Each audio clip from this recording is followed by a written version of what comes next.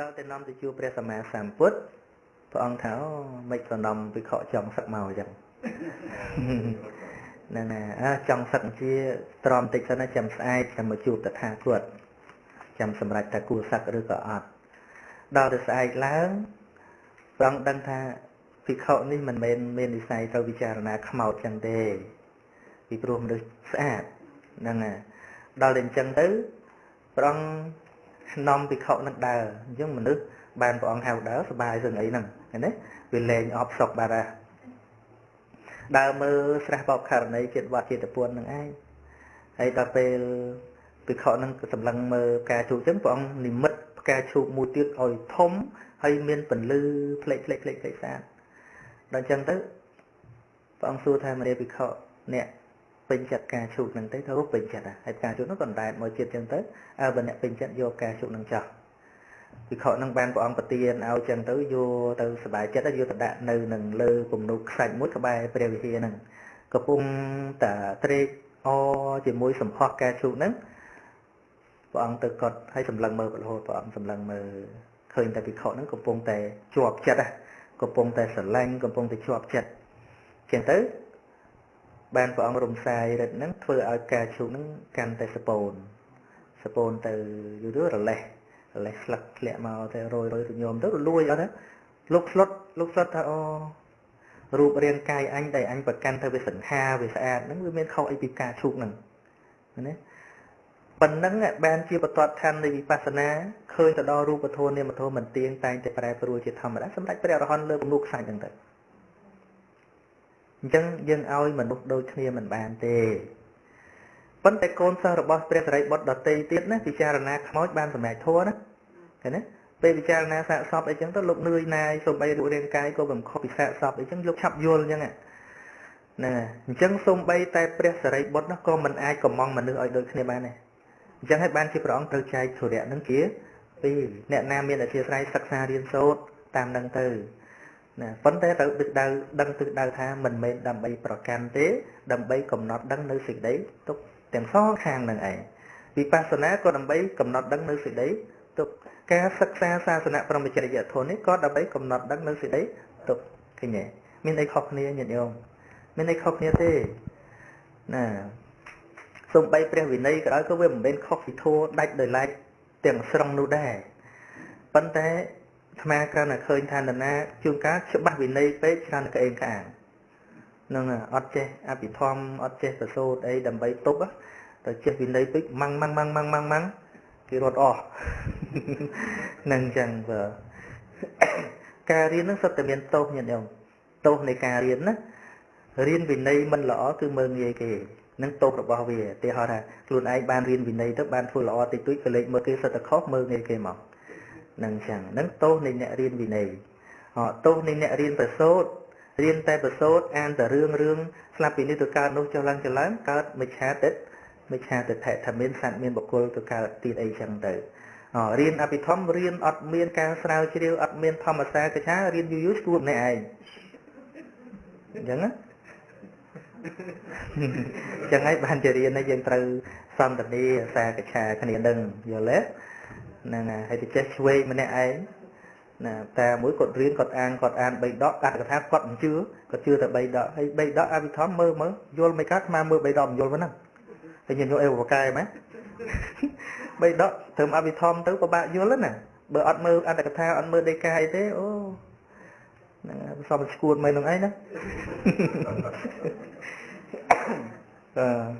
ប៉ុន្តែយើងវាមិនជាស្គួតអីទេពីព្រោះយើងមានកម្ពីដីកាច្រើនសម្រាប់ថៃសេចក្តីហើយយើងមានគ្រូយើងមានអ្នកសិក្សាមុនគឺมันជាបញ្ហាអីទេតិចលឺយើងជប់រៀនអស់តោះហ្នឹងហើយនៅពេលដែល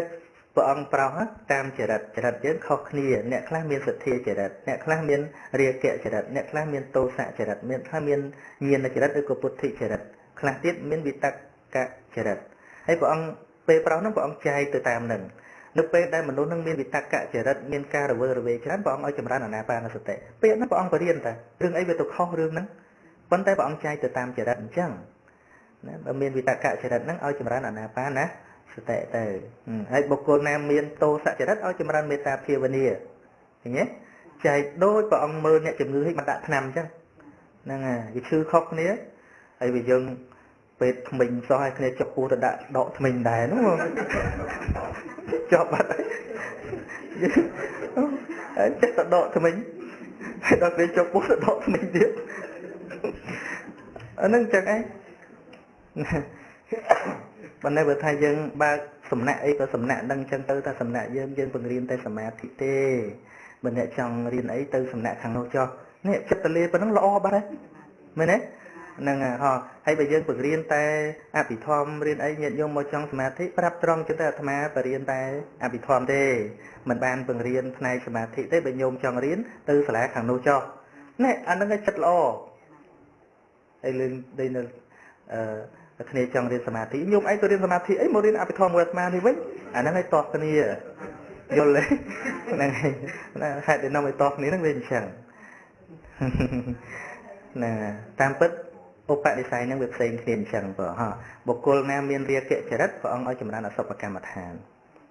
ហើយបុគ្គលណាមានសទ្ធាចរិតព្រះអង្គសម្ដែងអំពីគុណពុទ្ធពធប្រសង្ឃមនុស្សនឹងស្ដាប់ទៅជ្រះថ្លាឬក៏សម្ដែងអំពីអានិសង្ឃទានអានិសង្ឃសិលចឹងទៅមនុស្សនឹងជ្រះថ្លាហើយបុគ្គលណាមោហៈចរិតព្រះអង្គអត់ឲ្យធ្វើអីទាំងអស់ឲ្យនៅចិត្តគ្រូអាចារ្យឲ្យសាកសួរឲ្យញឹកព្រោះល្ងងពេកនឹងអញ្ចឹងឃើញព្រះអង្គចែកតាមចរិតអញ្ចឹងយើងទៅទាស់អីដូចកន្លែងមន្ទីរពហុព្យាបាលchứគឺមានខាងសម្ភពទៅខាងស្អីទៅបណ្ឌិតឲ្យចូលទៅតាមហ្នឹងទៅហើយដល់យើងដកទៅថ្មីអាហ្នឹងទៅនាំឲ្យតោះគ្នានោះហើយមួយទៀតនេះបច្ច័យពុទ្ធបូជាមិនតាន់អស់ហ្នឹងមិញមួយទៀតបើមានប្រសង់ធ្វើជាចៅអធិការពីវត្តតើមានអ្វីខុសដែរឬទេនៅក្នុងព្រះវិន័យមួយអង្គប៉ុន្តែធ្វើជាអធិការពីវត្តហ្នឹងពីកន្លែងហ្នឹង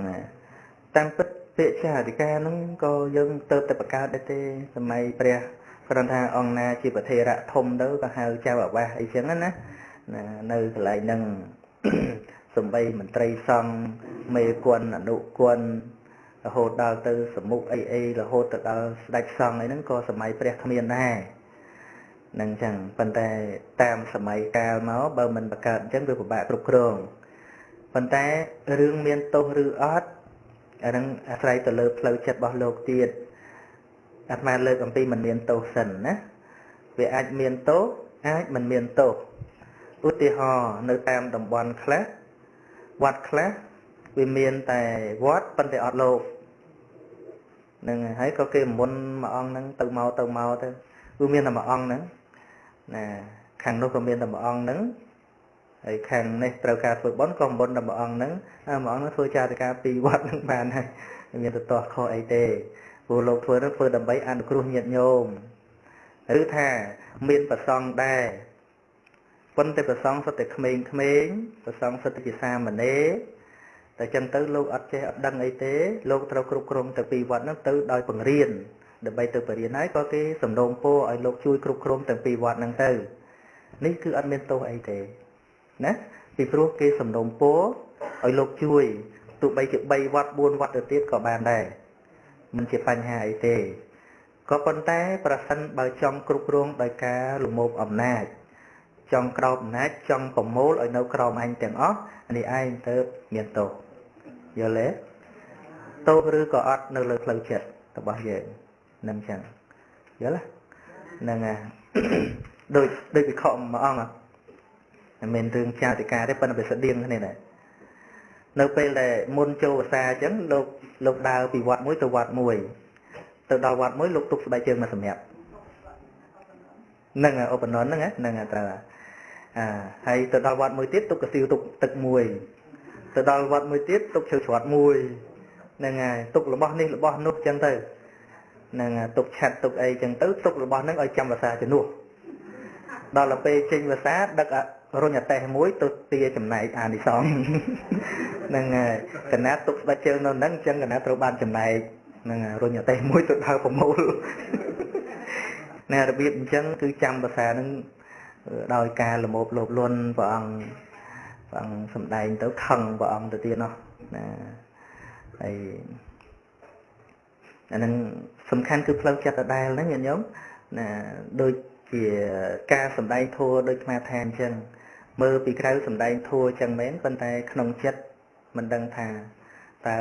បរិសុទ្ធឬមិនបរិសុទ្ធទេហើយពាក្យល្អហ្នឹងវាមិនមែននិយាយល្អតែមនុស្សល្អទេមនុស្សអាក្រក់ក៏អាចនិយាយល្អបានដែរតើមែនទេបើមិនចឹងមិនចាញ់បោកគេពេលគេបោកយើងគេមាននិយាយអាក្រក់ណាមែនអត់ពេលគេបោកយើងមានតែនិយាយអាក្រក់ហ្នឹងអ្នកលងចិត្តស្រឡាញ់គេក៏ដោយសារគេនិយាយល្អ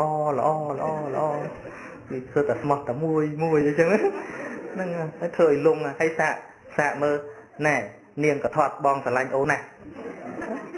ពីណាមកស្រឡាញ់វាទៅសរសើរគេសិនមើលភ័ក្រអូននឹងដូចស្អីអញ្ចឹងទៅនាងនោះបាក់ចិត្តស្ដោកដូចអារឿងពេញពៀនហែងរុយណាហ្នឹងពេញពៀនគេសរសើររុយហើចុះហើឡើងហើចុះហើឡើងអញ្ចឹងទៅពេញពៀនគេថាបងរុយស្អាតណាមើលស្លាបក៏ល្អហើទៅសំឡេងក៏ព្រោះហ្នឹងក្បាលក៏លងហ្នឹងដល់គេសរសើរអញ្ចឹងចូលមកចិត្តឡើងទៅចិត្តឡើងនឹងចូលមកសម្រាប់ផ្ទះខ្ញុំមកខ្ញុំបានគួយគុណបានចិត្តបន្តិចហ្នឹងអីដល់ប៉ះសំណាញ់ទៅក្រឹបខំក្បាលរុយរឿងហ្នឹងអញ្ចឹងពាក្យល្អណាញាតិញោមមិនមែនទល់តែមនុស្សល្អបាននិយាយពាក្យល្អកើតទេមនុស្សអាក្រក់ក៏ចេះនិយាយពាក្យល្អដែរហ្នឹងហើយអញ្ចឹងបានអាត្មានិយាយថាគេមិនដែលឃើញស្រមោចងាប់នៅក្នុងពាងអំបិលទេស្រមោចងាប់តែក្នុងពាងស្ករយល់ទេហ្នឹងហើយអ្នកបួសយូរដូចអាត្មានេះឆាប់ចាញ់បោកគេណាស់ហ្នឹងហើយអីមិត្តភក្តិអាត្មាទៅអស់ច្រើនហើយអីគ្រូធួតចាញ់ចំណុចតនេះអាត្មា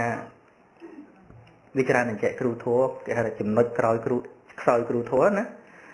គឺឧទាហរណ៍ថាញាតិញោមណាដូចជាមិនទៅចេះស្ដាប់ចេះអីទេនឹងញងរញ៉ាំងអញ្ចឹងទៅដល់ហើយលោកបរៀនយូរគេសភាពទៅ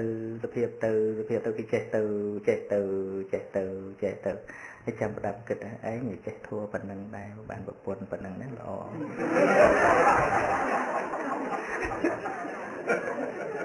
បើនាងនឹងនៅតែកញ្ញកញ្ញាំងរហូតអត់អីទេប៉ុន្តែដល់ពេលបរៀនឲ្យគេល្អទុកឲ្យជាមួយល្អរបស់គេអត់កើតជឿអត់អាត្មាកំពុងតែខ្លោចរឿងហ្នឹងណាព្រោះនេះមិត្តភក្តិអាត្មាហ្នឹងទៅអញ្ចឹងឯងបាទអញ្ចឹងបានអាត្មាជាប្រាប់ថាបើចង់បានប្រពន្ធនេះសឹកចាំរស់ដូចធនជ័យអញ្ចឹងទៅពួកភ្នែកលោកនេះប្រកែមើលតែកាពីទេមើលប្រពន្ធមិនប្រកែទេណាទី3មានពុទ្ធបរិស័ទខ្លះបានជ្រះថ្លានឹងនិមន្តព្រះសង្ឃទៅឆាន់នៅបាហ្វេតើមានទោសក្នុងវិន័យដែរទេមាននិងមិនមានណាមានគឺលោកទៅដុសខ្លួនឯងណានឹងមានទោសពីព្រោះចង្ហាន់ហ្នឹងគេអត់ប្រគេនតែបើញាតិញោមទៅដុសប្រគេនលោកអូខេហ្នឹងអត់អីទេបាទហ្នឹងដុសប្រគេនអត់អីទេបាទហើយបើមានទោសទៅត្រូវធ្វើយ៉ាងណាប្រគេនលោកទៅលេងអីហ្នឹងសួរថាម៉េចសួរឆ្ងាយអញ្ចឹងអ្នកស្ដាប់នៅស្រុកខ្មែរអត់ឮថាញោមសួរថាម៉េចទេដើរមកដល់ចិត្តចាំនិយាយមកដល់ចិត្តនេះមកដល់នេះទៅកណាសូមថ្វាយគុំលោកម្ចាស់កណាបានមើលថេពបនមួយនៅក្នុងវត្តទៅស្រុកអាមេរិកហ្នឹងនៅ State Massachusetts តែធ្វើស្អីទេហើយថាវត្តហ្នឹងឃើញសែនព្រេនអីក្នុងវត្តណាមុននឹងឆ្លងមានការឆ្លងអីទេប៉ុណ្ណឹងហើយស្រាប់ហើយឃើញអត់មានប្រកេនប្រសង់ហើយដាក់ជាជួលតុកហ្នឹងលោកចាប់យកដូចនៅបេហ្វេអញ្ចឹងហ្នឹងយ៉ាងម៉េចដែរព្រះអង្គគ្រប់អង្គខ្ញុំថាកណាសំណោះសង្ឃដែរដល់ឃើញធ្វើអញ្ចឹងណាតែមានប៉ុណ្ណឹងទទួលព្រះអង្គញាតិញោមថាណិតប៉ុន្តែរឿងនេះមិនមែនជារឿងញាតិញោមទេគឺរឿងប្រសង់ណាពីព្រោះនៅពេលដែលញាតិញោមធ្វើខុសប្រកេនខុសអីហ្នឹងវាមិនមែនជារឿងញាតិញោមទេណាគឺជារឿងប្រសង់ លោកដឹងទៅលោកប្រាប់ទៅទីហោតែញាតិញោមប្រកេនឆ្ងាយពេកលោកប្រាប់តែតិចញោមខិតចិត្តបន្តិចហ្នឹងជារឿងលោកប្រាប់ហ្នឹងអញ្ចឹងពីព្រោះពេលដែលព្រះអង្គបញ្ញត្តិវិន័យមិនមែនទៅបញ្ញត្តិកុហកឯណាបញ្ញត្តិលោកបញ្ញត្តិប្រសងឯស្មារៀបរាប់បន្តិចទៅចោះថាហេតុអីបានចាំបាច់ត្រូវប្រកេនមានប្រវត្តិពីណាមកណាហើយរឿងប្រកេនហ្នឹងហេតុអីបានជាវាសំខាន់ដើមឡើយអត់មានវិន័យហ្នឹងទេតន្តបោណសិក្ខាបទហ្នឹងអត់មានទេណាឲ្យតែគេថាឲ្យគឺឆានបានទាំងអស់ហើយរបស់ដែលគេបោះចោលក៏ឆានបានទៀតពីដើមណាដើមឡើយព្រះអនុរុទ្ធហ្នឹងលោកប្រាថ្នាតិចព្រោះឲ្យលោកតែងទៅចូលសមាបត្តិនិរោធសមាបត្តិហ្នឹង7ថ្ងៃទៅចេញពីនិរោធសមាបត្តិមកវិញមកលោកខ្ជិលទៅបិណ្ឌតាមភូមិលោកទៅមើលតាមព្រៃខ្មោចដែលគេយកទៅសែនហ្នឹងហើយទៅយកសាច់មន់សាច់អីឬសល់ចេកអីហ្នឹងលោកឆាន់ទៅបងអត់អីទេមានទោសអីអត់មានទោសអីពីព្រោះរបស់ហ្នឹងគេសែនហើយក៏វាទុកហ្នឹងទៅជារបស់អមនុស្សអញ្ចឹងទៅអត់មានទោសអីទេប៉ុន្តែដល់តែមនុស្សទាំងឡាយតេះដៀលថាសមណៈសក្យបុត្រនេះមកស៊ីសំណែនមើលតែខ្មោចគេតេះដៀលចេះគេអត់ជ្រះថ្លាបានជាព្រះអង្គបញ្ញត្តិថាមនាលភិក្ខុទាំងឡាយចាប់ពីថ្ងៃនេះទៅភិក្ខុមិនត្រូវឆាន់របស់ដែលគេមិនបានឲ្យដោយកាយនោះទេណាមិនមែនជាអតនីទានសិក្ខាបទទេណានេះគឺជារបស់ឲ្យដោយកាយបើអតនីទានសិក្ខាបទកាយនិងវិចាប៉ុន្តែនេះឲ្យដោយវិចាអត់បានទេគឺឲ្យដោយកាយហ្នឹងឲ្យដោយកាយគឺមិនត្រូវឆាន់របស់ដែលគេមិនប្រគេនឡើយណាភិក្ខុណាឆាន់ត្រូវអាបត្តិបាចតយៈស្មើនឹងឆាន់ល្ងាចហ្នឹងភិក្ខុឆាន់របស់មិនប្រគេនមានទោសស្មើនឹងភិក្ខុឆាន់បាយយប់ស្មើគ្នានឹងចឹងហើយព្រមទាំងព្រះអង្គបានបង្រៀនអំពីអង្គនៃការប្រគេននឹងទៅទៀតណារបស់នឹងចាំបាច់ត្រូវជារបស់ដែលមនុស្សប្រុសមានកម្លាំងជាកណ្ដាលលើករួចកុំឲ្យធ្ងន់ពេកនឹងចឹងហើយប្រគេននឹងបើយើងវាស់ពីក្រោយទៅពីចុងជើងបត់ជើងចេះវាមហាត់មកមហាត់ទៀតមកចំអាមប៉ុន្តែបើយើងវាស់ពីជង្គង់ខាងមុខនេះមហាត់មួយចំអាមមួយហាត់មួយចំអាមហ្នឹងគឺវាស់ពីអវយវៈណាមួយលើកលែងតែដៃចេញជង្គង់យើងឬក៏ក្បាលជួនកាលយើងនៅដូចឆ្ងាយមិនអាចដាក់ជង្គង់មកជិតបានតែយើងបង្អោនក្បាលយើងឲ្យមកជិតបន្តិចហ្នឹងយកក្បាលហ្នឹងប្រហែលជាប៉ុណ្ណឹងប្រហែលជាមហាត់មកចំអាមប៉ុណ្ណឹងណាយើងលុតជង្គង់ស្មើមិនកើតយើងលុតប្រឆាត់ជាដើម្បីបានអោនក្បាលទៅមុខចេះដើម្បីឲ្យបាននៅក្នុងរង្វង់ហ្នឹងបាទមិនជាពិបាកអីទេបើញាតិញោមយល់ទៅសំធ្វើបន់ទៅវាសំថតទៅវាល្អមើលទៀតណាហ្នឹងហើយបើថាមិនចេះប្រកេនទៅឈោមពីចងាយជាងទៅស៊ីឈោមអញ្ចឹងគឺអត់ទាំងល្អមើលផងហើយក៏ជាការបង្អោនដោយសេចក្តីគោរពហើយវាល្អមើលទៅទៀតប៉ុន្តែកុំប្រកេនដើម្បីទៅថតល្អនោះអ្នកខ្លះពេលប្រកេនញឹមដាក់តែកាមេរ៉ាអត់ញឹមដាក់លោកសោះណែអញ្ចឹងប្រាប់ចំណុចហ្នឹងមួយចុះជួនកាលយើងអត់ដឹងសារៈសំខាន់បុណ្យសំខាន់នៅពេលប្រកេនហ្នឹងហើយដល់ប្រកេនខ្ញុំដាក់តែកាមេរ៉ាមានបានបង្អោនសងនេះណាអញ្ចឹងយល់ល្អពេលប្រកេនហ្នឹងគឺថាយើងធ្វើម៉េចឲ្យស្អាតហើយចាំយើងសុំអនុគ្រោះពីព្រះសង្ឃខ្ញុំម្នាក់សុំកាន់ម្ដងទៀតដើម្បីថតអត់អីទេនឹងអត់អីទេប៉ុន្តែពេលប្រកេនគឺប្រកេនមែនទេហ្មងកុំគិតរឿងកាមេរ៉ាឃើញហើយអ្នកថតហ្នឹងកុំស្រែកហេអូងាកមកនេះអាហ្នឹងកុំស្រែកអញ្ចឹងណាហើយចាំប្រកេនហើយយើងប៉ះទៀតមិនជាបញ្ហាអីទេយើងគ្រាន់តែខ្ញុំកណាសុំអនុគ្រោះការថតម្ដងទៀតទុកឲ្យកូនចៅមើល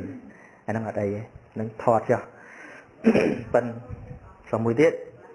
ហ្នឹងតិចទេហ្នឹងអញ្ជើញចាសូមស្វាគមន៍លោកម្ចាស់ណាសូមសួរតាមកន្លែងដូចថាគេធ្វើបុណ្យម្ចាស់ធ្វើបុណ្យហ្នឹងហើយមានចង្ហាន់មានទេយទានតើចង្ហាន់ទុកផ្សាយប្រសង់ទេយទានទុកឲ្យសម្រាប់ប្រគេនប្រសង់តើរបស់ហ្នឹងចាំបាច់តែម្ចាស់គេធ្វើបុណ្យផ្ទាល់ប្រគេនឬក៏អ្នកដទៃចេះតែរុញគ្នាទៅប្រគេនបានយ៉ាងម៉េចដែរព្រះអង្គរឿងនេះគឺអាស្រ័យទៅលើការអនុគ្រោះពីម្ចាស់ទានណាបើម្ចាស់ទានថាជួយប្រគេនយកបុណ្យផងទៅបងប្អូនអញ្ចឹងទៅមិនអីទេណាទោះបីជាមិនបានក៏ដោយប្រសិនបើជាញាតិមិត្តស្និទ្ធស្នាលឧទាហរណ៍ថាបើគាត់ម្នាក់ឯងវាយឺតពេកជួយប្រគេនគាត់ទៅប៉ុន្តែដោយបំណងមិនមែនយកមុខយកមាត់អីទេដោយការជួយ បើកំណត់ដោយការជួយក៏អត់មានទោសអីដែរនឹងចឹងប៉ុន្តែយល់ល្អសួរម្ចាស់ទៀនសិនទៅខ្ញុំប្រកេនបានទេអាហ្នឹងវាឈប់តោះគ្នាទៅហើយមែនទេហ្នឹងហើយហ្នឹងហើយត្រូវយល់ហើយថ្មយល់ហើយអញ្ចឹងពីថ្ងៃហ្នឹងទៅញាតិញោមមិនមែនម្ចាស់ទៀនមុននៅប្រកេនសួរម្ចាស់ទៀនសិនទៅណាខ្ញុំអាចជួយប្រកេនបានទេសួរឲ្យច្បាស់អញ្ចឹងទៅហ្នឹងហើយខៃឡូយើងប្រកេនទៅកូនចៅគាត់អត់បានប្រកេនណាហ្នឹងសួរអញ្ចឹងទៅថោកអីនឹងដៃខ្លៃអីនឹងប្រអោខ្លៃអីនឹងមាត់មនុស្សយើងគឺប្រស្រ័យតាក់ទងគ្នាហើយប៉ុន្តែបើមនុស្សយល់ចិត្តយល់ថ្លើមគ្នាអាចបានឧទាហរណ៍មកលើកពីវិន័យមួយទៀតហៅថាពិខុអ្នករាប់អានគ្នាណានៅពេលដែលទៅលេងពិខុផងគ្នាហើយស្រាប់តែឃើញស្បែកជើងរបស់ពិខុផងគ្នាហ្នឹងលោកក៏យកពាក់មកហ្នឹងហើយដល់លោកនោះសួររបាត់អញ្ចឹងទៅសួររណាយកកណាយកពាក់អាយណាបើលោកអត់ប្រកាន់អត់អីព្រោះលោកយល់ចិត្តគ្នាយកទៅវិញទៅមកអញ្ចឹងណារបស់អីយកទៅវិញទៅមកប៉ុន្តែសំខាន់សួរគ្នាល្អជាងនឹងអញ្ចឹងប៉ុន្តែឲ្យវាមានទោសស្អីធំដុំនោះក៏វាអត់ទេពីព្រោះវាអត់មានចេតនាលួចទេអញ្ចឹងណាប៉ុន្តែនេះជាសុជីវធម៌ជាការសំគួរយើងសួរគ្នាទៅវាកាត់បន្ថយការអន់ចិត្តគ្នានឹងអញ្ចឹងកណាសូមក្រាបថ្វាយបង្គំលោកម្ចាស់គ្រូចាកណាកាលដែលទៅសរីលង្កានោះកណាឃើញលោកឆាន់យប់មិនទៅបងឆាន់កណាសួរអូតេនឹងស្ថានឯងយកទៅដល់លោកឆាន់យ៉ែហើយចឹងលោកឆាន់អស់យ៉ែស៊ីដល់ក៏ថាអញ្ចឹងហើយកណាដើរទៅប្រគុណតែឃើញកំពុងកំពមនំប៉័ងដល់កណាឈរមើលធុងដូចអៀនឃើញអញ្ចឹងអៀនហើយដល់ពេលកណាមកដល់វត្តកលំបដល់ស្រីលង្កាសួរលោកថាអើយនៅស្រុកនេះគេឆាន់ម៉ោង1ដែរអាងាយក៏គេឆាន់ដែរគេថាគេអត់មានគិតពីរឿងលោកទេគេគិតរឿងព្រះក្នុងពជាហើយកណាថាហើយព្រះអង្គមួយនៅវត្តសពៅមាសលោកមុនទៅហើយកណាថាអីចាប់ព្រះអង្គមុនមកដល់ស្រុកគេហ្នឹងព្រះអង្គឆាន់ដែរអូចុះបើគេឆាន់ហើយយើងមិនឆាន់ទេឆាន់គេទៅថាអញ្ចឹងព្រះអង្គហើយកណាចេះឆ្ងល់មិនគូវិន័យខុសពីស្រុកខ្មែរអញ្ចឹងណាកណាឆ្ងល់អញ្ចឹងតើព្រះអង្គថ្ងៃចេះចង់សួរព្រះអង្គនៅស្រុកខ្មែរដែរថាទៅសរីលង្កាគេធ្វើតែអញ្ចឹងដឹងធ្វើម៉េចអស់ប៉ុណ្្នឹងហើយព្រះអង្គអរគុណព្រះអង្គកណាតាមពិតធម៌វិន័យអត់មានខុសគ្នាទេប៉ុណ្ណាប៉ុន្តែគ្រាន់តែស្រេចទៅលើអ្នកធ្វើបាននិងមិនបានប៉ុណ្ណោះហ្នឹងហើយដូចជាវិន័យរាល់ថ្ងៃវិន័យសម្រាប់ញាតិញោមអញ្ចឹងមិនកុហកវិន័យគឺមិនកុហកប៉ិនកុហកទៅញយមែនទេមិននិយាយអាក្រក់ប៉ិនអាក្រក់ទៅញយហ្នឹងហើយមិននិយាយរយរាយអត្ថប្រយោជន៍ប៉ិននិយាយអត្តប៉ែវាគ្មានវិន័យណាឲ្យនិយាយអញ្ចឹងទេប៉ុន្តែមនុស្សនិយាយមកពីធ្វើវាអត់បានយល់ទេវាអត់មានវិន័យស្រុកណាអញ្ចេះវិន័យស្រុកណាអញ្ចេះទេគឺមកពីធ្វើអត់បានអញ្ចឹងបានថាពុទ្ធសាសនាត្រូវរាវទៅរហូតដល់ទៅទីបំផុតនោះសូម្បីតែស្លៀកដូចខ្មែរនោះក៏លែងមានដែរហ្នឹងហើយសួរថាវិន័យឲ្យធ្វើអញ្ចឹងថាអត់ទេមកវាធ្វើវាអត់កើតពីឡេះនោះវាកាន់តែច្រើនទៅ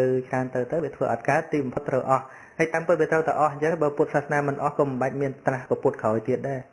រឿងពុទ្ធចាំបាច់ត្រូវត្រាស់ទៀតដោយសារវាអស់អញ្ចឹងឯងយល់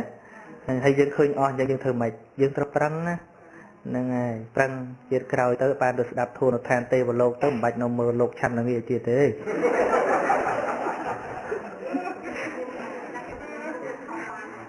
ខ្ញុំដាក់មកសង្ក្រាបហើយខ្ញុំអមម្ចាស់គ្រូជួកេនសំណួរមួយពីពោថ្ងៃមួយថ្ងៃសិលខ្ញុំកណាចេញពីវត្តហ្នឹងទៅស្រាប់តែមានជប៉ុនមួយគេថាខ្ញុំមកពីណាខ្ញុំកណាថាខ្ញុំមកពីវត្តធ្វើបន់គេថាប៊ូដាននូវូតខ្ញុំកណាថាយេស៊ូនូវូតដេសេមខ្ញុំមិនបានទេគាត់ហើយម្យ៉ាងទៀតគេថាណែគេយកសង្ឃអត់ល្អទេខ្ញុំថាមិនដែរដឹងលោកសង្ឃអត់ល្អជិតនៅប៉ាស្ទ័រដែរល្អអត់គេថាប៉ាស្ទ័រគេដែរបកគលថាមិនចេះថាអញ្ចឹងមិនគាត់ថាលោកសង្ឃមិនល្អលោកសង្ឃក៏ដែរបកគលដែរហើយគាត់ថាព្រះអ្នកឯងមិនមែនព្រះពុទ្ធទេព្រះអ្នកឯងជាកូនមនុស្សលោកថាខ្ញុំដឹង ព្រះរបស់ខ្ញុំកូនមនុស្សលោកជាព្រះអ្នកឯងគេថាព្រះគេនឹងវិញ្ញាណបរិសុទ្ធនៅខាងលើបញ្ជាឲ្យព្រះយេស៊ូវនឹងនៅចំនួនណែជួយសង្គ្រោះមនុស្សលោកជំនួសបាបខ្ញុំថាព្រះខ្ញុំអត់ទេព្រះខ្ញុំសម្រាប់តែសម្មកតូចមួយក៏បាបដែរលោកថ្លៃផ្លូវឲ្យដើរល្អដើរផ្លូវត្រង់ម្នាក់ឯងដើរកាត់ត្រោកកាត់ចាំរឿងរបស់អ្នកឯងខ្ញុំកណាអញ្ចឹងឲ្យគេថាតើគេនឹកខ្ញុំនៅតាំងព្រះឯងខ្ញុំកណាឆោតព្រះអង្គតែដូចចេះនឹកឃើញទៅខ្ញុំថាព្រះខ្ញុំដឹងទេគេថាណែអ្នកឯងផ្សាយគុំព្រះផ្សាយគុំសំងផ្សាយគុំលោកតាំងផ្សាយគុំកូនមនុស្សលោកខ្ញុំថាខ្ញុំដឹងហើយប៉ុន្តែព្រះតាំងគឺសាវករបស់ព្រះពុទ្ធខ្ញុំគោរពព្រះតាំងហើយចិត្តណែបរិញ្ញាឯងអត់ខ្ញុំតាំងព្រះចិត្តឈើស្កាងនឹងតាំងតំណាងអីខ្ញុំកណាមិនមែនសុខជាទៅតែគុំខ្ញុំស្ទួសំនួរអញ្ចឹងណាហើយខ្ញុំមានបាបឯអត់ព្រះអង្គចាបាបឯអត់តែខ្ញុំចង់ធ្វើខ្ញុំឆ្លើយតារឿងមានបាបឬអត់អានឹងត្រូវមើលចិត្តរបស់យើងប៉ុណ្ណា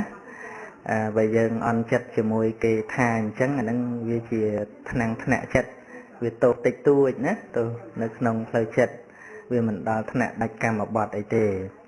ហ្នឹងហើយប៉ុន្តែឲ្យតែបដិខៈហ្នឹងវាទោសហើយអញ្ចឹងបានថាដើម្បីយកឈ្នះអ្នកដទៃគឺសំខាន់ឈ្នះខ្លួនឯងសិនអញ្ចឹងណាគឺថាមើលចិត្តយើងតិចនិយាយហ្នឹងមានអំណាចប៉ុន្តែញោមរៀង reflect ដែរមើលទៅហ្នឹងហើយឲ្យតែយើងនិយាយដោយចិត្តជ្រះថ្លាចង់ពន្យល់ឲ្យគេយល់គ្រាន់តែចង់ប្រាប់ពីយើងដល់គេយើងមិនជាការចង់ប្រជែងចង់អីជាមួយគេទេអត់មានបញ្ហាអីទេណាពីព្រោះយើងអាចមានសិទ្ធិបកស្រាយរឿងរបស់យើងសូម្បីព្រះសម្មាសម្ពុទ្ធក៏ព្រះអង្គមូលហេតុ4ដែលព្រះអង្គមិនបរិនិព្វានតាំងពីត្រាស់ដឹងដំបូងនៅពេលដែលព្រះសម្មាសម្ពុទ្ធទៅត្រាស់ដឹងដំបូងមេមករតនីឲ្យព្រះអង្គបរិនិព្វានបានហើយតែម្ដងហើយប៉ុន្តែព្រះអង្គសម្ដែងថាដល់រាបណាយើងអត់តន់បានសម្ដែងធัวដល់បរិស័ទណាបរិស័ទអត់តន់បានស្ដាប់ធัวតថាគតមិនបរិនិព្វានទេហើយបើសាវករបស់តថាគតនឹងមិនទាន់បានចេះដឹងព្រះធัวមិនទាន់បានប្រតិបត្តិព្រះធัวតថាគតក៏មិនហ្នឹងមិនទាន់បរិនិព្វានបើសាវករបស់តថាគតមិនទាន់ចេះសម្ដែងធัวក៏តថាគតមិនទាន់បរិនិព្វានមួយទៀតបើសាវកតថាគតមិនទាន់មានបញ្ញាឃ្លាវខ្លះក្នុងការទប់ទល់ជាមួយពាក្យចោទរបស់អ្នកសាសនាដទៃ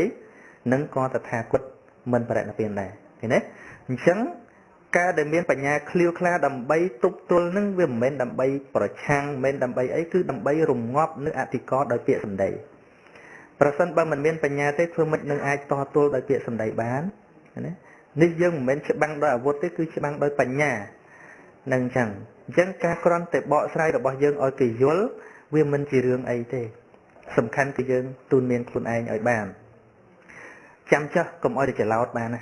និយាយអីក៏ដោយកុំឲ្យតែច្រឡោតលងតោងម៉ាងចង់ឲ្យគេតាមយើងត្រូវដឹងថាកាលណាគេជឿរបស់គេយល់ថារបស់គេល្អហើយណាយើងនិយាយក៏មិនចឹងបានន័យថាគេត្រូវតែឯកភាពតាមយើងដែរតែយើងក៏ត្រូវតែបញ្យល់គេឲ្យគេយល់ពីយើងដែរហើយគេសម្រេចចិត្តដោយខ្លួនគេហ្នឹងហើយដូចជាកុមារកាសបៈអីហ្នឹងគឺពូកែរឿងវាទៈអញ្ចឹងណាញាតិញោមដូចជាព្រះថេរៈបនិកសេនណាបនិកសេនថេអ្នកណាក៏ដោះវាទៈរបស់ក្រុងមីលិនអត់បានណាហើយគឺអ្នកលេងសម្ដីដូចគ្នាពីរអ្នកហ្នឹងប៉ុន្តែលេងនៅក្នុងគុណកុសលធម៌នឹងក្រណសួរវត្តលោកម្ចាស់លោកក៏ឆ្លើយថាចម្រើនពរកណាសួរហើយណាពរកណាសួរហើយឆ្លើយមកអាត្មាក៏ឆ្លើយហើយដែរ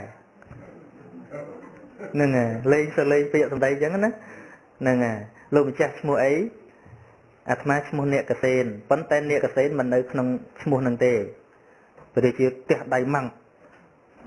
លោកនេះនិយាយកុហកមិនថាឈ្មោះអ្នកកសេនចុះឡើងថាអត់នៅក្នុងអ្នកកសេនទេអ្នកកសេនមានអាត្មាទៀតអញ្ចឹងអ្នកទាំងឡាយពលសេនាទាំងអស់ជាសាក្សីលោកនិយាយកុហកហើយបានប្រធេរៈថាង ទំនងជាប្រធេរៈបរិជាយាងមកហ្នឹងទំនងជាយាងដោយប្របាទហើយយ៉ាងហើយដើរទៅវាប៉ះក្តៅដីអញ្ចឹងទៅវាក្តៅដល់ប្របាទក្តៅដល់ចិត្តទៅទៀតនឹងទេកណាមកដល់យានទៅអញ្ចឹងសូមប្រធេរៈទាំងឡាយជាសាក្សីអំបញ្ញមិញព្រះរាជាថាមកដល់យានឥឡូវអាត្មាសូមសួរថាតើយាននៅត្រង់ណាយាននៅត្រង់នឹមឬណែមិនមែនទេយាននៅត្រង់កង់ឬមែនទេយាននៅត្រង់កាបឬមែនទេយាននៅត្រង់កម្មឬមែនទៀតយាននៅតាណាថាយានដល់សរុបទាំងអស់គេហៅយានដូចគ្នានៅក្នុងអ្នកកសេននេះបើរាប់អាការៈផ្សេងផ្សេងសក់ក៏មិនអ្នកកសេនថ្មិញក៏មិនអ្នកកសេនស្អីក៏មិនអ្នកកសេនគេប្រមូលទៅគេហៅថាអ្នកកសេននោះយល់ហ្នឹងហើយដូច្នេះការគ្រាន់តែបកស្រាយដើម្បីខុសត្រូវឲ្យតែយើង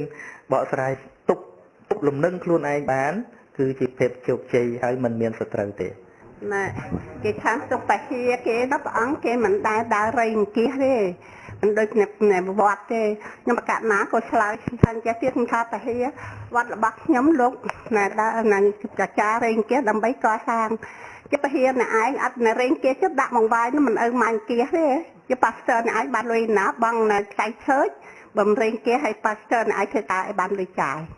ខ្ញុំកណាសួរគេអញ្ចឹងណាព្រះអង្គបាបដែរអត់ហ្នឹងដូចថាហើយថាបាបឬអត់អាស្រ័យផ្លូវចិត្តរបស់យើងណាឲ្យតែជាសហគមន៍ញាតិញោមវាមិនមានសហគមន៍ណាដែលមិនរីអង្គាសឲ្យធ្វើកើតទេដូចអាត្មាដឹងដែរតាដូចជានៅក្នុងយេស៊ូអីអាត្មាទៅអូស្ត្រាលីដឹងតើនៅពេលដែលធ្វើការគេជួយឲ្យរៀនបានហើយដល់ពេលធ្វើការគេបង់ 20% មកក្នុងសាសនានឹងវិញទីហោថាបាន$3,000ត្រូវដក300ប្រហែល600ហ្នឹងមួយខែឃើញទេហ្នឹងអាហ្នឹងមិនរីមករៀលយក100ហ្នឹងបាទអាហ្នឹងគេយកត្រង់ប៉ុន្តែគ្រាន់តែគេចេះរៀបចំជាសហគមន៍គេជួយគ្នាទៅវិញទៅមកអញ្ចឹងជួយឲ្យរៀនប៉ុន្តែរៀនហើយត្រូវបង់ចូលវិញហ្នឹងអញ្ចឹងរបៀបដូចជាអង្គការអញ្ចឹងហើយបើថាមិនមានស្អីចំណូលសោះសួរថាបានស្អីឧបត្ថម្ភវាមិនមានទេហ្នឹងអញ្ចឹងមានសំណួរសួរថាខ្ញុំកណាឮថាទាល់តែធ្វើសមាធិទៅបានផលបើរៀនតែធัวនោះមិនអាចសម្រេចធัวទេហ្នឹងគឺការយល់របស់គ្រូដែលនាំឲ្យទាស់គ្នាយល់ទេដែលនាំឲ្យទាស់គ្នាអញ្ចឹងមានន័យថាយើងចេះជាងព្រះព្រោះព្រះអង្គចែកធរៈពីរហើយហ្នឹងប្រសិនបើវាមានតែការធ្វើសមាធិតែវិបស្សនាមិនបាច់ចាំបង្កើតធរៈមួយទៀតទេហ្នឹងអញ្ចឹងហើយយើងមើលអ្នកដែលសម្រេចធัวបុគ្គលយើងគឺវាមានឧបនិស្ស័យផ្សេងគ្នាអញ្ចឹងហើយបានជាអ្នកសូត្រអីបរិស័ទ4ចម្ពោះដោយការឈូសក្នុងជលដ្ឋានឃើញទេគឺខ្លះរូផុតទឹកមកឡើងចង់រីកគ្រាន់តែប៉ះពលឺព្រះបន្តិចរីកតែហ្មងខ្លះទៀតមកផុតដែរប៉ុន្តែប៉ះថ្ងៃហ្នឹងអត់រីកទេឬក៏ព្រឹកហ្នឹងមិនតរីកដល់ថ្ងៃជិតត្រង់បានរីកមនុស្សយើងគឺឧក្ខដេតញ្ញូបុគ្គលទីឧក្ខដេតញ្ញូបុគ្គលនឹងអត់ចាំបាច់ធ្វើអីច្រើនទេដូចជាព្រះសារីបុត្រឈ្មោះឧបទេសៈកាលដែលនៅជាក្រហមជួបព្រះអសជិតាមផ្លូវពេលអសជិនិមន្តមកពីបិណ្ឌបាតវិញសាកសួរថាតើលោកម្ចាស់បួសឧទ្ទិសណាណាអាត្មាបួសឧទ្ទិសព្រះសម្មាសម្ពុទ្ធតើលោកម្ចាស់ចេះអវាទរបស់ព្រះអង្គទេថាចេះតិចតួចព្រះរហន្តលោកឆ្លើយថាចេះបន្តិចហើយប្រហែលអាត្មាទៅថាចេះច្រើនមិនកើតហ្នឹងចេះដោយឯកទេសប៉ុណ្ណោះហើយអញ្ចឹងសម្ដែងឲ្យកណាបានទេបើអាត្មាសម្ដែងមិនអាចពឹស្ដារបានទេចេះវាមិនច្រើនបានព្រះសិរីបុត្រថាមិនបាច់ច្រើនក៏បានទេដាក់អាខ្លឹមមករឿងអធិប្បាយទៅឲ្យកណាបានលោកសម្ដែងថាហេតុអីយេធម្មេហេតុបពវេទេសង្ហេតុងតថាគតោបានតាមកណិតគាថាប៉ុណ្ណឹងទៅធัวទាំងឡាយហ្នឹងសុទ្ធតែកើតអំពីហេតុបើអត់ហេតុវាអត់កើតទេបានប៉ុណ្ណឹងឈរស្ដាប់អត់បានអង្គុយស្ដាប់ផងណាសម្រាប់សោតាបាត់បុគ្គលបែបហ្នឹងហៅថាឧក្ខដេតញ្ញូបុគ្គលដែលត្រាស់ដឹងឆាប់ឃើញទេហើយបានចេះបគាថាហ្នឹងទៅសម្រាប់ទៅសម្ដែងប្រាប់មុខកលៀនដែលជាមិត្តភក្តិទៀតមុខកលៀនចប់មកគាថាហ្នឹងសម្រាប់សោតាដែរមានបានអង្គុយធ្វើស្អីឃើញទេមានបុគ្គលខ្លះអញ្ចឹងណាឬដូចជារឿងគ្រួសាររបស់វិសាខឧបាសកហ្នឹងជាមិត្តភក្តិ របស់ប្របាទបសេនតិកោសលទៅរៀនជាមួយគ្នានៅនគរតកសិលាហើយធ្លាប់សន្យាគ្នាថាបើអ្នកឯងមានទុកកង្វល់អីប្រាប់យើងចោះបរិជានោះចិត្តល្អបាទដល់ពេលព្រះសម្មាសម្ពុទ្ធត្រាស់ដឹងបានមួយវសាទី1ព្រះអង្គមកពីគយាសីស័កមកណាបន្ទាប់ពីប្រើភិក្ខុទាំង60អង្គទៅតាមទិសផ្សេងព្រះអង្គខ្លួនឯងទៅប្រោសឧរវេលកាសបៈនិបិកាសបៈនិងគយាកាសបៈនៅឯគយាសីស័កប្រទេសនោះបានសម្រេចព្រះអរហន្តអស់ហើយមកជាមួយគ្នាទាំងអស់មកខាងដូចជាទិសខាងណាខាងត្បូងនៃក្រុងរាជក្រឹស្នមកកន្លែងព្រៃថ្នោតកមុំហ្នឹងហើយព្រះរាជាប្របាទបសេនតិកោសលណាសំទោសបាត់ពំពិសាណាបាត់ពំពិសាស្មាដូចជាច្រឡំជាមួយបាត់ពំពិសាទេទៅទទួលដំណើរព្រះអង្គឲ្យស្ដាប់ធម៌នៅនឹងវិសាខបាសកបានសោតាណាស្អែកឡើងស្ដាប់ធម៌ទៀតបានដល់ទៅអនាគាដល់ទៅមកផ្ទះធម្មតានាងធម្មតិននានឹងឯងជាភរិយាល្អណាស់ណាឃើញប្តីមកពីចម្ងាយចុះទៅលាងជើងលាងអីហើយដឹកដៃប្តីដើរចូលផ្ទះដាក់ដៃឲ្យប្តីកាន់ឡើងផ្ទះដល់តែម្ដងហ្នឹងប្តីអត់កាន់ណាដល់អត់កាន់នាងហ្នឹងប្លែកក្នុងចិត្តហើយដល់តែពេលគេងពេលសម្រាកហ្នឹងក៏អត់សម្រាកជាមួយទៀតប្រពន្ធដេកអញ្ចឹងទៅខ្លួនឯងសុំទៅដេកកន្លែងផ្សេងប្រពន្ធហ្នឹងមិននិយាយពី3ថ្ងៃវាកាន់តែបាក់ចិត្តទៅអញវាខុសអីណាឬក៏លោកប្តីនឹងមានណៃទៀតអញ្ចឹងដាច់ចិត្តសួរលោកប្តីតែខ្ញុំខុសអីឲ្យបានធ្វើអញ្ចឹងទេនាងអត់មានខុសអីទេញ៉ឹងអនតិចណាវាអត់មានខុសអីហើយចឹងលោកប្តីទៅខាងក្រៅនឹងឃើញនាងណាល្អជាងខ្ញុំបាក់ចិត្តលើគេហើយឬអាហ្នឹងទៅអត់ទៅទៀតមកចឹងគាត់អទៀតហ្នឹងហើយចឹងមិនបានធ្វើអញ្ចឹងបានប្តីនឹងថាមនាលនាងដល់ចម្រើនពីថ្ងៃនេះទៅនាងទុកខ្ញុំជាស្អីក៏បានដែរទុកខ្ញុំជាក្មេងប្រុសម្នាក់ឬក៏ទុកខ្ញុំជាកូនក៏បានហើយទ្រព្យសម្បត្តិរបស់ខ្ញុំទាំងអស់នឹងផ្ទះប្រមាណទ្រព្យសម្បត្តិប្រមាណកោតហ្នឹងនាងប្រើចោះនាងយកជាម្ចាស់ពេញសិទ្ធចាយខ្ញុំសុំតែមករស់នៅជាមួយនាងចោះហើយនាងទុកខ្ញុំដូចជាកូនឬក៏ធ្វើដូចជាម្ដាយខ្ញុំទៅចោះយីលោកប្តីនិយាយដល់ថ្នាក់នោះហ្នឹងហើយប្រាប់ហេតុផលមកមិនបានអញ្ចឹងបាននិយាយថានៅក្នុងโลกនេះវាអត់មានអីសារៈសំខាន់ទេខ្ញុំបានដឹងហើយធម៌ព្រះសម្មាសម្ពុទ្ធនឹងចឹងរបស់អ្វីសត្វតែតាំងនៅក្នុងមន្ទានមិនមែនជារបស់ខ្លួនពិតប្រាកដឡើយដល់នាងគិតថារបស់ណាដែលគេឲ្យស្មើនឹងកិខៈកំហៈបោះចោលអញ្ចឹងអញអ្នកទទួលរបស់ហ្នឹងដូចទទួលនៅសម្រាប់ដែលប្តីបោះចោលអញ្ចឹងបើលោកប្តីអាចលះបង់បានអញ្ចឹងដោយសារស្ដាប់ធម៌ខ្ញុំក៏មិនទទួលទេអត់ទទួលទេប៉ុន្តែខ្ញុំមិននៅផ្ទះខ្ញុំសុំទៅបួសបានប្តីឮចឹងអលែងនិយាយឮថាប្រពន្ធទៅបួសហើយបើសិនជាអត់តន់ទេឮប្រពន្ធទៅបួសមិនកើតណោះហ្នឹងមិនតន់អនាគាទេឮប្រពន្ធទៅបួសមិនបានទេហើយស្រាប់តែទៅសុំពីបរិជាសុំរឹងមាសពីបរិជាឲ្យបរិជាចាត់ចែងបរិជាក៏បានដូចចិត្តធ្វើជារឹងមាសមួយសែងប្រពន្ធទៅបួសអស្ចារ្យណាអស្ចារ្យទេហ្នឹងហើយទៅបួសអាត្មាចង់និយាយថាខុសគ្នារវាងប្តីនិងប្រពន្ធទៅអាត្មាចង់និយាយពីធរៈទាំងពីរហ្នឹងដល់តែទៅបួសរៀននៅក្នុងសំណាក់ភិក្ខុនីរៀនហើយមិនអាចសម្រេចធម៌បានទេពីព្រោះនាងមិនចូលចិត្តនៅទីកន្លែងអ៊ូអណាចេះធម៌ហ្នឹងឯងប៉ុន្តែដូចជាវាអត់ស្ងប់ដល់អញ្ចឹងទៅក៏លាពីឧបជាហ្នឹងទៅកាន់ព្រៃស្ងាត់យកធម៌ប៉ុន្មានដែលខ្លួនឯងរៀនចេះចាំហ្នឹងយកមកពិចារណាណាដោយប្រកម្មដ្ឋានផ្សេងមិនយូរប៉ុន្មានក៏បានសម្រេចជាព្រះអរហន្តទេឃើញទេដល់តែបានសម្រេចគុណធម៌អញ្ចឹងទៅចង់ទៅសម្ដែងធម៌ប្រាប់ប្តីប្រាប់ពីគុណសម្បត្តិដែលខ្លួនបានប្តីឃើញប្រពន្ធមកពីចម្ងាយងាប់មកទាំងក្រហមសង្ស័យចង់សឹកវិញទេដឹងតែចឹងទៅដើម្បីឲ្យដឹងជាក់ច្បាស់ថាតើនាងហ្នឹងនៅជ្រះថ្លាឬក៏ចង់សឹកសួរបញ្ហាសួរសិទ្ធធម៌ជ្រៅណាសួរនាងឆ្លើយបានទាំងអស់ទីបំផុតបានដឹងថាប្រពន្ធលើខ្លួនឯងមកកម្រិតណាប្រពន្ធដើរដល់ទីបញ្ចប់ក៏ជ្រះថ្លាអនុមោទនាពេលនេះអាត្មាចង់និយាយថាធុរៈទាំងពីរប្តីដើរតាមគន្ធធុរៈគឺស្ដាប់ណាឯប្រពន្ធដើរតាមវិបស្សនាធុរៈយកទៅពិចារណាហើយមើលប្តីប្រពន្ធគេមើលគេតោះគ្នាអត់ អត់ទេមិនតោះគ្នាទេហ្នឹងហើយប៉ុន្តែមុននឹងវិបស្សនាហ្នឹងក៏រៀនដែរ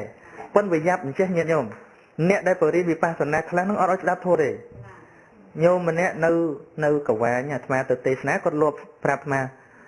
ស្ដាប់ធម៌លោកចាស់គ្រូព្រោះណាប៉ុន្តែគ្រូក៏ណាំឲ្យស្ដាប់នឹងគាត់លបបើកអញ្ចឹងដល់ស្ងាត់ដល់គ្រូទៅបាត់បានហ៊ានស្ដាប់ព្រោះគាត់ថាតែធ្វើសមាធិអីត្រូវលះទាំងអស់ស្អីក៏មិនអោយទេចប់បណ្ដោយនឹងអញ្ចឹងបើហើយបើបាត់ហើយវាបានទទួលស្អីទៀតហើយព្រះសម្មាសម្ពុទ្ធកំពូលអ្នកបង្រៀនទាំងគន្ធទរៈកំពូលអ្នកបង្រៀនទាំងគន្ធទរៈនិងវិបស្សនាប៉ុន្តែកិច្ចជីវិតរបស់ព្រះអង្គរសៀលសំដែងធម៌អញ្ចឹងអ្នកមកស្ដាប់នឹងអញ្ចឹងឲ្យតែធ្វើវិបស្សនាឈប់ទៅស្ដាប់ព្រះហើយយ៉ាប់រយនិយាយអញ្ចឹងនឹងអញ្ចឹងអ្នកណាក៏នៅតែទៅស្ដាប់អញ្ចឹងយល់ទេហើយដល់បែកមកវិញយើងធ្វើអីធ្វើទៅរឿងរបស់យើងនឹងអញ្ចឹងកុំឲ្យតោះគ្នារៀនឲ្យច្រើនបន្តិចទៅណាប៉ុន្តែអ្នកទាំងពីរហ្នឹងគឺច្រើនតែយករឿងមួយយកចុចតែមួយយកមកលើកអាងហើយដើម្បីឈ្នះគ្នាឧទាហរណ៍ឥឡូវស្មានលើករឿងឈ្នះមិនហូចចាំបាច់ទៅធ្វើសមាធិស្អីមើលព្រះសរិបុត្រមើលស្ដាប់ទៅបន្តិចសម្រេចបាត់អាហ្នឹងវាជារឿងរបស់អុក្ខដេតាញ្ញូបុគ្គលហ្នឹងហើយដល់តែលើកពីរឿងបុគ្គលត្រូវធ្វើសមាធិវិញត្រូវធ្វើទៅដងត្រូវធ្វើអីវិញដូចជាព្រះមហាកស្សបៈអញ្ចឹងនរណាបួសតាមលោកត្រូវធ្វើទៅដងត្រូវធ្វើអីក្នុងព្រៃអញ្ចឹងទៅអាហ្នឹងវាជារឿងរបស់ព្រះសរិបុត្រព្រះមហាកស្សបៈដើម្បីកុំឲ្យវាតោះគ្នាទល់តែទៅតាមអធិស្ឋានឧបនិស្ស័យសម័យមួយនៅនាចិត្តភ្នំកិច្ចកោតព្រះសម្មាសម្ពុទ្ធក្រោយពីធ្វើផត្តកិច្ចហើយនិយាយជាមួយភិក្ខុទាំងឡាយថាមនាលភិក្ខុទាំងឡាយតើអ្នកទាំងឡាយឃើញព្រះសរិបុត្រមកកលៀនអនុរុទ្ធកស្សបៈទេវទត្តទេឃើញទេពេលហ្នឹងលោកឆាន់ឲ្យលោកដើរចង្ក្រមហើយកូនសិស្សលោក500ដើរពីក្រោយដូចស្ដេញវងសមោអញ្ចឹងណាហ្នឹងហើយភិក្ខុទាំងឡាយថាឃើញព្រះអង្គមនាលភិក្ខុទាំងឡាយភិក្ខុអ្នកដើរតាមព្រះសរិបុត្រសុទ្ធតែជាអ្នកត្រួតត្រងបញ្ញាណារីឯភិក្ខុអ្នកដើរតាមប្រមោគលានសុទ្ធតែជាអ្នកត្រួតត្រងរិទ្ធមានរិទ្ធច្រើនភិក្ខុអ្នកដើរតាមព្រះអនុរុទ្ធសុទ្ធតែអ្នកមានភ្នែកទឹកភិក្ខុអ្នកដើរតាមព្រះមហាកស្សបៈសុទ្ធតែជាអ្នកត្រួតត្រងធុដងភិក្ខុអ្នកដើរតាមព្រះអនន្តសុទ្ធតែជាអ្នកស្ដាប់ច្រើនចូលចិត្តស្ដាប់រីឯភិក្ខុអ្នកដើរតាមទេវទត្តសុទ្ធតែភិក្ខុអ្នកបថាលមុខទាំងអស់ឃើញទេសត្វលោកត្រូវគ្នាដោយធាតុយល់ទេអញ្ចឹងទោះបីយើងសម្ដែងត្រូវប៉ុណ្ណាក៏ដោយគេមិនចង់ស្ដាប់យើងមកពីយើងវាអត់មាននិស្ស័យអីឲ្យគេស្ដាប់ណាកុំមកតូចចិត្តថាអញនិយាយត្រូវប៉ុណ្ណឹងដែរនៅគេមិនស្ដាប់ដូចពេលព្រះអង្គប្រជុំជាដកអញ្ចឹងកាលព្រះអង្គនៅជាវិធរៈបណ្ឌិតនៅជាវេសន្តរអ្នកទាំងឡាយដែលធ្លាប់ជាបរិវារព្រះអង្គធ្លាប់ទៅស្ដាប់បង្កប់ព្រះអង្គហ្នឹងដល់តែមកពុទ្ធកាលនេះព្រះអង្គបានត្រាស់អ្នកទាំងអស់នឹងឯងដែលមកស្ដាប់ធម៌បានសម្រេចនោះហើយជួយយើងវាមិនបានសម្រេចសោះនោះវាមិនដែលនៅចិត្តព្រះអង្គនោះហើយព្រះអង្គបរៀននេះបរៀននោះអាឡ័យទៅរំឯណាមិនដឹងសូមបដិជគុណម្ចាស់ជួយបំភ្លឺពីព្រះសង្ឃធ្វើគោចរតាមយន្តហោះតើត្រូវឆាន់តាមពេលឬម៉ោងយ៉ាងណាត្រូវព្រោះនៅលើយន្តហោះមិនស្ថិតក្នុងប្រទេសឬម៉ោងពិតប្រាកដមានគឺ local time ម៉ោងមើលអា local time ម៉ោងតាមតំបន់វាហោះទៅវាប្រាប់ម៉ោងកន្លែងទៅដល់ផ្សេងម៉ោង area ដែលកំពុងហោះហ្នឹងក៏វាប្រាប់ដែរណាហើយយើងប្រហើបមើលទៅភ្លឺឆាន់ទៅប្រហើបកញ្ចក់មើលអាត្មាមកឆាន់បានពេលដែរហើយគេលើកមកមិនពេលមុំចាំថ្ងៃរះយូរគឺគិតតាមតំបន់ដូចខ្មែរមកដល់នេះខ្មែរមិនមែនឆាន់តាមស្រុកខ្មែរណា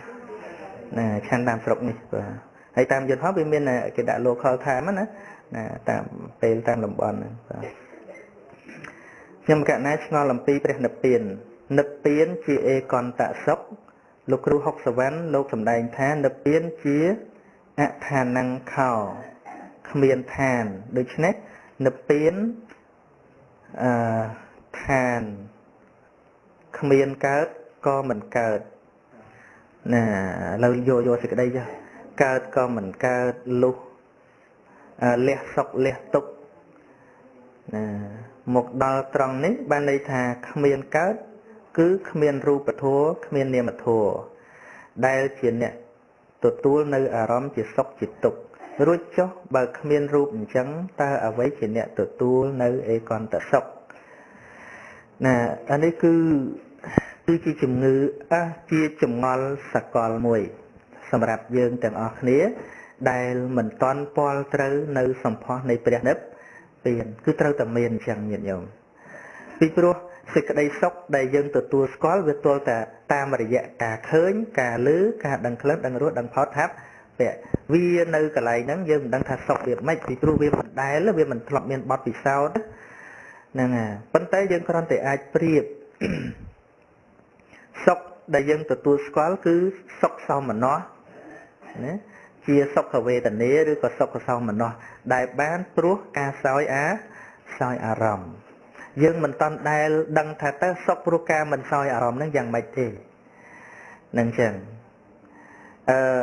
ឧទាហរណ៍សេចក្តីសុខដែលព្រោះការសោយអារម្មណ៍ហ្នឹងដូចយើងលំោះ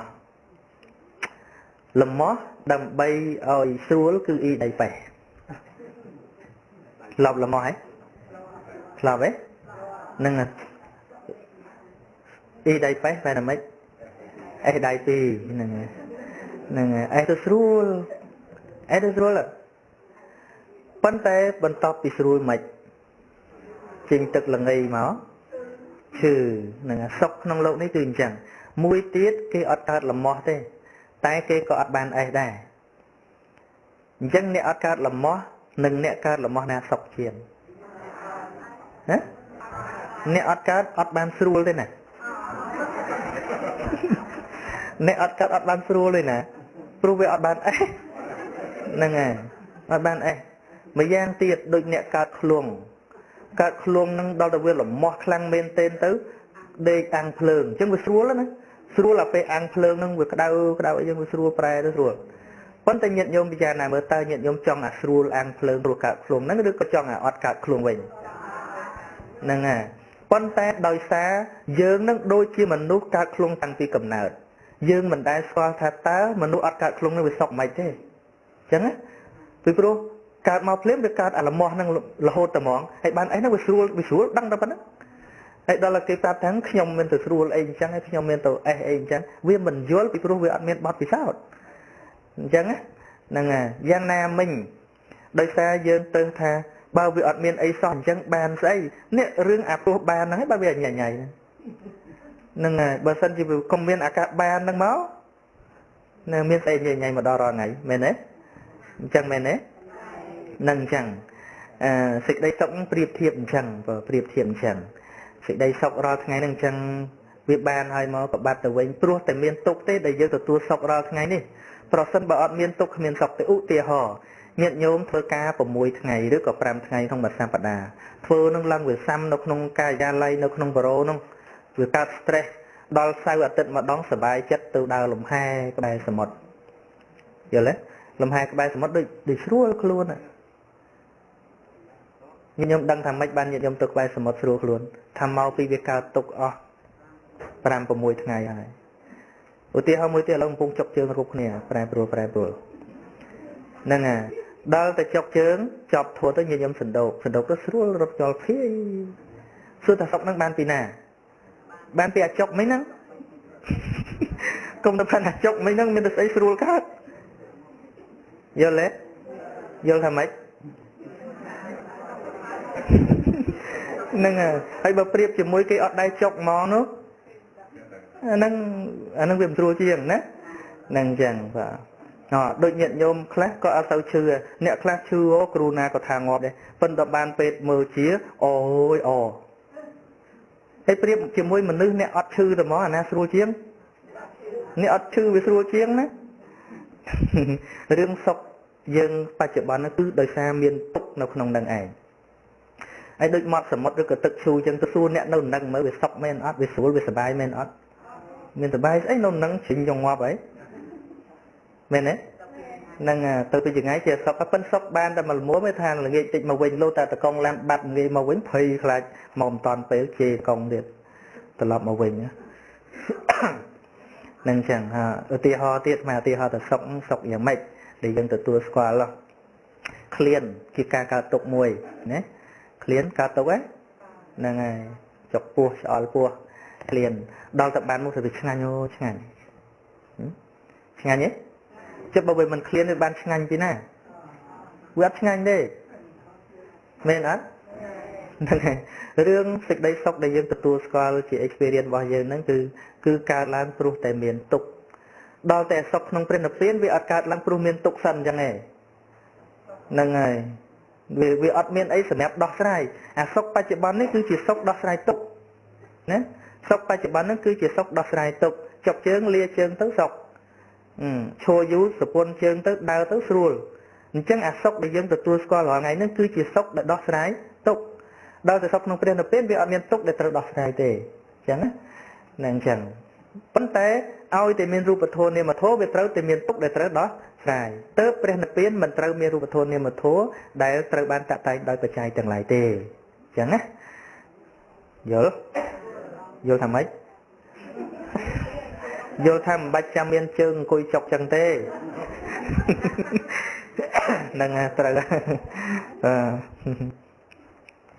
Chẳng bàn mà lọc đạp chùm riêng ta sân sân một á. Có thà mà đạch miên sầm mót mà đạch miên ở lộc ao ở lộc bọ bọc miên chụp mà đạch co miên dục miên ngay sạt lộc cạt mọc thừa ấy bà cạt hay say từ bên từ đáy mình tham gia trong cây và rôn tích sạt lộc cạt mọc thừa ấy bà cạt hay ngọc từ đáy tham phất vừa cát vừa trâu sập nữa vừa bạch từ song say tha cạt mọc thừa ấy bà cạt hay say từ bên từ đáy tha cạt mọc thừa ấy bà cạt hay ngọc đâu rồi bọn này cát vừa trâu té slap từ mình nâng ai nè ca nơi này ca cát slap nâng ban chi phở ông rồi chìm đợt muối trong đáy mình miên ca cát slap nâng chân con tay mà nước lá còn dây thở nhom toàn tròn từ nửa tiền đi thì mưa từ nửa tiền nó nghỉ bàn nè chẳng hết á mưa từ nửa tiền nó bị nghỉ nè chứ đó dây này dây giáp món rồi ta tiền dây lên cho mấy sầm bát mà nấu miên sray sra sầm bát tây bát đá miên thuộc tiền sầm bát nạp miên ấy tao thế kia thôi chăng nâng tiễn theo gặp lại nhô nâng bạch đòi dân miên sự thật bạch trắng thế dùng bay bạch ná có về bà đấy giờ lẽ đôi của ông than chắc bận nè ôi cái chạ bay rồi lầm bay không mặt ngay hay mà rồi năm ôi cái chạ rồi ngay hay sắp từ nè bàn nạp miên nè ôi cái chạ đã nó thu về đấy bà nó ban thu về đấy hay dương lưng dây thời dừng tròn bàn đôi bị 10,000 nào chẳng hết. Bạch chay Phật bồ chia ta pra pra dạng ná đầm bay cầm oi miền tô phơi dạng ná oi bán bon đòn nè mà trả tiền. Phật bồ chia nó cứ dân a riệp chom phơi sần nạ chia cả lên vợ ông chia bà lăng chia xây sầm ạt chia kha chia ấy giống nè nè ai thuê chẳng bàn thấy Phật bồ chia class từ ban từ lơ bị khổng nè cầm ra vợ ông nè đôi chỉ chuyển hành đấy chứ ông na để chia ốp thạ vợ ông nứng ai chăn ban chỉ vô pra pra rứa có bị chạy buôn ấy class nó có lô ai từ tù bàn đẻ ở thì nhận giống của bà nè lô vấn đề lô nứng từ đại luôn thay chia ốp thạ vợ ông bực lang từ một bao sầm a plastic là ấy là nghe bao sầm a chẳng á nứng cứ bịa mũi để pra thà rồi bỏ bay đá xong cua đòi bọt giờ lấy nâng chẳng vấn đề vô là o cầm oi rồi kia dân đôi chỉ chặt chay chịp ca chịp thi chịp lương lùm o cái này nâng chân tay và hay mình chụp po cái này nâng tê đôi dân thâu phơ cao đã phải đấy được cái thiệt đưa cái po thì bật ấy dân lùm o đôi xuân đây ấy cái này po thì bật cái thứ sạch tại bàn đằng oi tại bôi chi buộc vào nè nè được oi thì pi mong chia này bán đấy nó nhận nhôm lần là mình làm mua cái đồ cái này mình làm nấu ấy na xong thay một công rồi ông cru chít đau sực đây cru không như sầm nua xua tha nơi pe đại lô cả cha nom so pe về thoai từng hàng ấy rồi lô tay so tha đôi tha bỏ từng on nó ra bàn một đòi thò cả lang đòi thò hay không cả ná cho tha cả lang đòi thò nó đòi hạt na hay bàn một đòi thò nó đòi hạt na anh ấy kia sầm nua rồi bọc nhom cả na hay phần tai nhiên nè thò mà mất nhom cả na xem chuyện nó cái xua tha bàn một đòi thò cả lang đòi thò đòi dạng nát bớt sân thì dương mình tới phơi bàn một thì na nè ban màu na bây giờ mình được thuê nó ban lỗ bó nó màu na giờ mình thuê ban màu đầy nha ở hay nó sừng đôi ti môi bịa cả làng đời thua bàn mọc đời thua ní cứ chỉ bịa និយាយដើម្បីកុំឲ្យពិខុសង្ឃលោករង្គៀសមានន័យថាមិនមែនបានមកដោយលួចប្លន់មិនមែនបានមកដោយឆក់កដៀតបន្លំគេឬក៏ទៅចាប់សម្លាប់សត្វនឹងយកមកធ្វើចង្ហាន់នឹងទេមានន័យថាបានរបស់នឹងមកមិនខុសធัวពាក្យថាដោយធัวណាមានន័យថាមិនខុសធัวទេមិនដាច់សិលបានទេមិនមែនទៅលួចគេមិនមែនទៅបន្លំគេមិនមែនទៅឆោបោកគេទេគឺបានមកដោយសម្មាអាជីវៈពាក្យថាសម្មាអាជីវៈហ្នឹងគឺជាធัวនឹងឯងសម្មាអាជីវៈធัวហ្នឹងគឺជាធัวចិញ្ចឹមជីវិតដោយប្រពៃប្រឹងប្រែងដោយកម្លាំងញើសឈាមអញ្ចឹងណាអញ្ចឹងអ្នកសួរហ្នឹងគាត់មិនតាន់យល់ថាស្អីធัวតាមពិតធัวក្នុងទីនេះគឺជាសម្មាអាជីវៈសម្មាអាជីវៈធัวនៅក្នុងអង្គមួយនៃអរិយមគ្គអង្គ8មានន័យថាជារបស់ដែលកើតមកដោយកម្លាំងញើសឈាមកម្លាំងប្រាជ្ញាមិនបានទៅបោកប្រាស់នរណាទេបានរស់នៅក្នុងសម្មាអាជីវៈប្រឹងប្រែងតាមសម្មាអាជីវៈជាសម្មាវាយាមៈទៀតឃើញទេព្យាយាមត្រូវហ្នឹងគឺជាធัวហើយអញ្ចឹងធัวវាមានច្រើនយ៉ាងប៉ុន្តែពាក្យថាធัวវាជាសាធារណៈពាក្យមិនតាន់ថាធัวសម្រាប់សូត្រអីចឹងណាពាក្យថាធัวហ្នឹងធម្មជាតិទាំងអស់រឿងទាំងអស់ជាធัวប៉ុន្តែវាចែកទៅតាមប្រធានបទដូចជានៅក្នុងតិកមេតិកាមាន22ទុកមេតិកាមាន100សុទ្ធតែធัวទាំងអស់កុសលាក៏ធัวអកុសលាក៏ធัวអព្យាកតាក៏ធัวហើយនេះវិបាកាក៏ធัวរហូតដល់ទៅហេតុធម្មមានរហូតទៅធម្មមាន100ទៀតចែកទៅតាមចឹងគឺជាធម្មយាអញ្ចឹងខណៈពេលដែលយើងរត់ទ្រព្យសម្បត្តិមកហ្នឹងគឺបានដោយធូប2គឺសម្មាអាជីវៈគឺការចិញ្ចឹមជីវិតត្រូវមួយសម្មាវាយាមៈគឺប្រឹងប្រែងបំពេញកិច្ចការងារហ្នឹងដោយសេចក្តីព្យាយាមដ៏ត្រឹមត្រូវមិនបានលួចប្លន់នរណាទេនេះឯងដែលហៅថាបានមកដោយធម៌កើតឡើងដោយធម៌យល់ទេហ្នឹងហើយម្យ៉ាងទៀតការដែលប្រើពាក្យនេះដើម្បីឲ្យភិក្ខុសង្ឃលោកផុតការរង្គៀសឧទាហរណ៍ថារបស់ខ្លះក្រៃលោញាតិញោមហ្នឹងសម្រាប់សត្វយកមកណាថាតែលោកសម្រាប់សត្វឧទ្ទិសលោកចឹងទៅបានលោកអាចារ្យនាំពោលហ្នឹងដើម្បីឲ្យលោកអស់ការរង្គៀសថារបស់នេះគេមិនមែនសម្រាប់ទេគេទិញពីផ្សារពីអីមកអញ្ចឹងហើយជួនកាលសាច់ហ្នឹង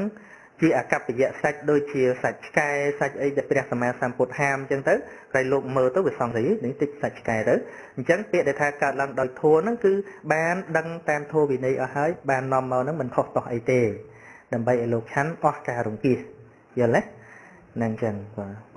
ខ្ញុំបកការណាសូមសួរមួយសំណួរទៀតដូចថាអារម្មណ៍ដែលថាជាវត្ថុដែលមានជីវិតក្តីមិនមានជីវិតក្តីហើយនឹងរឿងរ៉ាវផ្សេងដែលយើងសិក្សារាល់ថ្ងៃដែលប្រព្រឹត្តទៅក្នុងទៅតាមការដែលយើងដឹងរាល់ថ្ងៃប្រព្រឹត្តទៅរាល់ថ្ងៃនេះដោយថាអារម្មណ៍ហ្នឹងទាំងអស់ហ្នឹងតើជាហេតុដែលជាតួហេតុធ្វើឲ្យបុគ្គលហ្នឹងកើតសេចក្តីខឹងក្រោធដោយលោកម្ចាស់មានពុទ្ធកាមិញថាដូចបុគ្គលនេះគេនិយាយមកបន្តិចអីចឹងទៅគឺថាយើងនឹងខឹងឆេវតើអាសំឡេងហ្នឹងគេវាធ្វើឲ្យបុគ្គលហ្នឹងវាជាហេតុធ្វើឲ្យបុគ្គលហ្នឹងខឹងឬក៏ដោយហេតុបច្ច័យយ៉ាងណាណាសួរមកទៀតខ្ញុំកណាសូមក្រាបថ្វាយបង្គំលោកម្ចាស់គ្រូខ្ញុំកណាសូមសួរថាពីរឿងការថ្វាយចង្ហាន់ចំពោះព្រះសង្ឃនៅកន្លែងខ្លះខ្ញុំកណាឃើញគេដាក់ចង្ហាន់ហ្នឹងនៅលើតុហើយនាំគ្នាសាយទុកលើប្រកេនតែត្រង់ហ្នឹងត្រឹមត្រូវតាមវិន័យឬអត់សូមករុណាជួយនៅឆ្លើយចង្ហាន់មុនខ្លីណាដោយអាត្មាប្រាប់ឲ្យថាអង្គនៃការប្រកេនទី1វត្ថុហ្នឹងគឺលមមនុស្សម្នាក់ឯងលើករួចដល់ថ្នាក់ផ្សែងអានឹងវាខុសហើយហ្នឹងហ្នឹងបាទហើយបើវាຕົកធំអញ្ចឹងយើងអាចដាក់ថាសពីលើនឹងទៀតលើកថាសទៅអញ្ចឹង